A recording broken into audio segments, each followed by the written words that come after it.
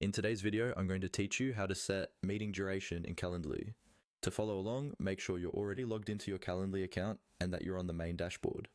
From here, we'll start by going to the scheduling section, which is where all of your meeting types live. Look for the scheduling option in your navigation menu and click it. This is the area where you manage the kinds of meetings people can book with you, including their length, location, and availability.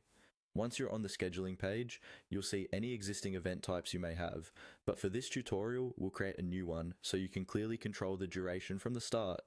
Go ahead and click on the Create button. This opens up a menu of different event types that Calendly supports. From the list, choose the one-on-one option. This is the standard setup for most meetings like client calls, interviews, or quick check-ins, where it's just you and one other person. Selecting one-on-one makes it easier to keep things simple and focus on setting the right duration for that specific meeting type. After clicking one-on-one, you'll be taken to a page where you can fill in the other details of your event. Here is where the meeting duration is defined, along with the information like the event name, location, and description. Give your event a clear, descriptive name so invitees know what to expect.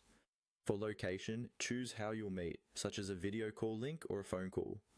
Now, look for the section that controls how long the meeting lasts. This is usually labeled with duration or event length. Choose the amount of time that best fits the purpose of this meeting, like 15, 30, or 60 minutes.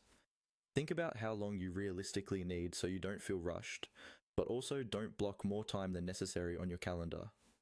You can also review related settings like buffers between meetings and your availability window to ensure your schedule stays manageable. Once you've filled in all the details and set the meeting duration to your preference, you're ready to save your new event type. Click on the Create button to finalize it. Calendly will now